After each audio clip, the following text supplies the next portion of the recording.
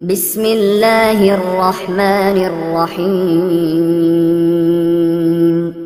فخر الدین پاشا، یقیناً آپ اس نام کو پہلی بار سن رہے ہیں۔ یہ خلافت عثمانیہ کا وہ بہادر جنریل تھا جو اکیلا تنہا عرب باغیوں اور برطانیہ اور اس کے اتحادی افواج سے 72 دن تک لڑتا رہا، اور بعد میں برطانیہ نے اس کے بہادری اور دلیری سے متاثر ہو کر ان کو صحرائی چیتا یا ٹائیگر آف دی ڈیزرٹ کا خطاب دیا تھا۔ تاریخ اسے مدینے کا محافظ کے نام سے یاد کرتی ہے۔ وہ خلافت عثمانیہ کا ایک بہادر جنریل تھا، لیکن جس چیز نے اس کی شخصیت اجاگر کی وہ تھا اس کا حضور سے تعلق اور عشق۔ پہلی جنگ عظیم کے دوران برطانیہ تقریباً ہر جگہ سلطنت عثمانیہ کے ہاتھوں شکست پہ شکست کھاتا جا رہا تھا، تو اس نے ایک چال چلی۔ اس نے شریف مکہ حسین بن علی جو کہ حجاز کا گورنر تھا اپنے ساتھ اسے ملا لیا کہ جنگ کے اختتام پر اسے مسلمانوں کا خلیفہ بنایا جائے گا۔ شریف مکہ نے خلافت عثمانیہ کے خلاف بغاوت کر دی اور مکہ اور جدہ پر قبضہ کر لیا۔ اس کے بعد وہ مدینے کی طرف بڑھا۔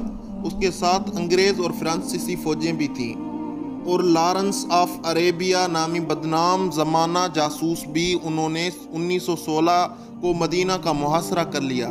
یہ محاصرہ 1919 تک جاری رہا، کیونکہ ان کو یہاں کی عثمانی مجاہدوں کی طرف سے سخت مزاحمت کا سامنا پڑ رہا تھا۔ اس وقت مدینہ شہر کا دفاع ایک عثمانی سپہ سالار فخری پاشا یا عمر فخر الدین پاشا کے زیر نگرانی تھا۔ یہ شخص انتہائی دلیر اور صاحب ایمان تھا۔ مدینہ منورہ کے باسی اس کی بہادری اور حسن انتظام پر اسے بہت پسند کرتے تھے۔ عربوں کی غداری کی وجہ سے عثمانیوں کو شدید دھچکا لگا۔ برطانیہ اور اس کے اتحادی بڑی تیزی سے عثمانیہ کے علاقوں کو اپنے قبضے میں لیتے گئے۔ عثمانیہ کے اتحادی بلغاریہ کے ہتھیار ڈالنے پر جرمنی نے بھی ہتھیار ڈالے، اور اسی وجہ سے بالآخر سلطنت عثمانیہ کو بھی برطانیہ اور اتحادی کے سامنے ہتھیار ڈالنے پڑے۔ اس وقت شریف مکہ اور ان کے بیٹے علی، فیصل اور عبداللہ اس خیال میں تھے کہ اب فخر الدین بھی ہتھیار ڈال دے گا اور مدینہ اس کے ہاتھ آ جائے گا، لیکن فخر الدین نے ہتھیار نہیں ڈالے اور برابر لڑتا رہا۔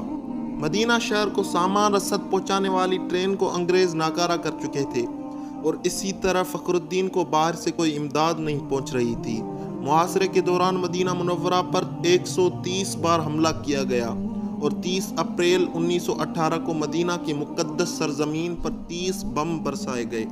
کھانے پینے کی چیزیں ختم ہو چکی تھیں، اور فخر الدین اور اس کی فوج ڈڈے کھاتی رہی، لیکن ہتھیار نہیں ڈالے، اس لیے کہ اس کو خواب میں حضور اکرم صلی اللہ علیہ وسلم نے حکم دیا تھا کہ ہتھیار نہیں ڈالنا۔ ایک ترک مصنف لکھتا ہے، ایک مرتبہ 1918 میں جمعے کے دن فخر الدین پاشا مسجد نبوی میں نماز کے دوران خطبہ دینے ممبر کے سیڑھیوں پر چڑھنے لگا تو آدھے ہی راستے میں رک گیا اور اپنا چہرہ حضور کے روضہ مبارک کی طرف کرتے ہوئے کہنے لگا، اے اللہ کے رسول، میں آپ کو کبھی نہیں چھوڑوں گا۔ اس کے بعد اس نے نمازیوں اور مجاہدین سے ولولہ انگیز خطاب کیا، مسلمانوں، میں تم سے حضور کا نام لے کر جہاد کی اپیل کرتا ہوں، جو اس وقت میرے گواہ بھی ہیں۔ میں تمہیں یہ حکم دیتا ہوں کہ دشمن کی طاقت کی پرواہ نہ کرتے ہوئے ان حضور کا اور ان حضور کے شہر کا آخری گولی تک دفاع کرو۔ اللہ ہمارا حامی و ناصر ہو، اور حضور صلی اللہ علیہ وسلم کی برکت ہمارے ساتھ ہو۔ ترک افواج کے بہادر افسروں، اے چھوٹے محمدیوں، آگے بڑھو اور میرے ساتھ مل کر اللہ اور اس کے رسول کے سامنے وعدہ کرو کہ ہم اپنے ایمان کی حفاظت اپنی زندگیاں لٹا کر کریں گے۔ اس کے بعد فخری پاشا نے کہا کہ اسے خواب میں حضور نے حکم دیا تھا کہ وہ ابھی ہتھیار نہ ڈالے۔ اگست 1918 میں جب اسے شریف مکہ کی طرف سے پیغام آیا کہ ہتھیار ڈال دو، تو اس نے ان الفاظ میں جواب دیا، فخری پاشا کی طرف سے جو عثمانی افواج کا سپہ سالار اور سب سے مقدس شہر مدینے کا محافظ اور حضور اکرم صلی اللہ علیہ وسلم کا ادنا غلام ہے، اس اللہ کے نام سے جو ہر جگہ موجود ہے، کیا میں اس کے سامنے ہتھیار ڈالوں جس نے اسلام کی طاقت کو توڑا، مسلمانوں کے درمیان خون ریزی کی اور امیر المومنین کے خلافت پر خطرے کا سوالیہ نشان ڈالا اور خود کو انگریز کے ماتحت کیا؟ جمعرات کی رات میں نے خواب میں دیکھا کہ میں تھکا ہوا پیدل چل رہا تھا، اس خیال میں کہ کس طرح مدینے کا دفاع کیا جائے۔ اچانک میں نے ایک جگہ پر خود کو نامعلوم افراد کے درمیان پایا۔ جو کہ کام کر رہے تھے۔ پھر ان میں سے میں ایک بزرگ شخصیت کو دیکھا، وہ حضور صلی اللہ علیہ وسلم تھے، ان پر اللہ کی رحمت ہو۔ انہوں نے اپنا بایاں ہاتھ میری پیٹھ پر رکھا اور مجھ سے تحفظ کا احساس دلانے والے انداز میں کہا، میرے ساتھ چلو۔ میں ان کے ساتھ 3-4 قدموں تک چلا اور پھر بیدار ہو گیا۔ میں فوراً مسجد نبوی گیا اور ان کے روضہ اقدس کے قریب اپنے رب کے حضور سجدے میں گر پڑا اور اللہ کا شکر ادا کیا۔ اب میں حضور صلی اللہ علیہ وسلم کی پناہ میں ہوں جو میرے سپہ سالار اعلیٰ ہیں۔ میں مدینہ کی عمارتوں، سڑکوں اور اس کی حدود کے دفاع میں دل و جان سے مصروف ہوں۔ اب مجھے ان بیکار پیشکشوں سے تنگ نہ کرو۔ 30 اکتوبر 1918 کو سلطنت عثمانیہ نے ہتھیار ڈال دیے اور وزیر جنگ نے فخری پاشا کو پیغام بھیجا کہ ہم نے معاہدہ کر کے ہتھیار ڈال دیے ہیں، اب تم بھی ہتھیار ڈال دو۔ لیکن فخری پاشا نہ مانے اور اپنی تلوار حوالہ کرنے سے انکار کر دیا۔ اس پر عثمانیہ نے اسے عہدے سے برطرف کر دیا، لیکن اس کے باوجود بھی وہ ڈٹے رہے اور اسی طرح لڑتے رہے۔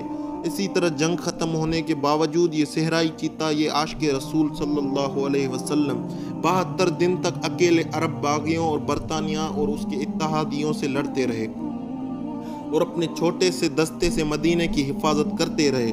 آخرکار اس کے اپنے ہی ساتھیوں نے تنگ آ کر خود اس کو پکڑ کر دشمنوں کے حوالے کر دیا۔ یوں 2 فروری 1919 کو شریف مکہ کے بیٹے علی اور عبداللہ شہر مدینہ میں داخل ہوئے اور 12 دن تک شہر نبی صلی اللہ علیہ وسلم میں لوٹ مار کرتے رہے۔ 48,500 گھروں کو جن کو فخر الدین نے تالے لگوائے تھے انہیں توڑ کر لوٹ لی گئی۔ فخر الدین نے 2 سال مالٹا میں قید میں گزارے۔ 1921 کو رہائی ملنے کے بعد دوبارہ ترکی افواج میں شامل ہوئے اور یونان اور فرانسیسیوں کے خلاف جنگیں لڑی۔ اس کے بعد وہ افغانستان میں ترکی کے سفیر رہے۔